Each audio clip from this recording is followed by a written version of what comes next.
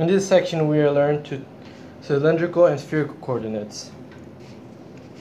We only knew what we call the Cartesian coordinates, which would be the x, y, and z plane, which would be in terms would be here, this, and this, and this, where we will need x amount of spaces, y amount of spaces, and z amount of spaces to find a point in space.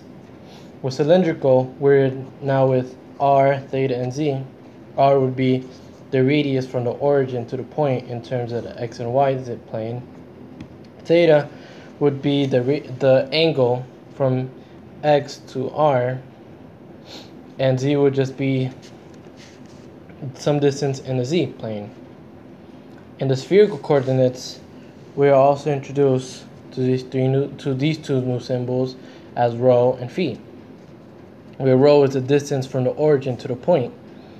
Theta would just be x to the r, and phi would be the angle from z to the point. Well, z to the distance of the origin to the point. And with this, we are introduced off with these new ways to convert cylindrical to rectangular, rectangular to cylindrical, spherical to rectangular, rectangular to spherical, spherical to cylindrical, and cylindrical to spherical.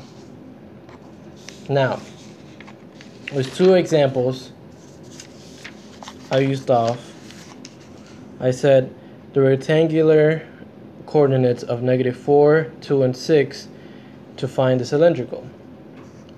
Well, with the radius, we knew we just had to do the square root of x squared plus y squared, where it would just be the square root of -4 squared plus 2 squared would just be the new answer of square root of 20.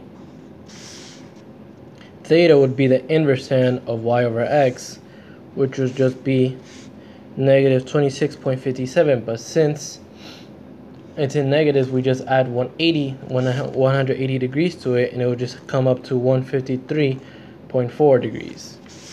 And the z would just stay the same. So our new answer would be the square root of 20, 150 degrees, 153.4 degrees, and 6 in cylindrical coordinates. For number 2, I turned rectangular to spherical, where rho would be the square root of x squared plus y squared plus z squared, which would be 2 squared plus 3 squared plus 5 squared, which just become to the square root of 38. Theta would just be the tan inverse of 3 over 2, which would be 56.3 degrees. And phi would be the arc cosine of z over square root of x squared plus y squared plus z squared, would just be 5 over 38, and then you just find the arc cosine of it, and it will become to 35.8 degrees.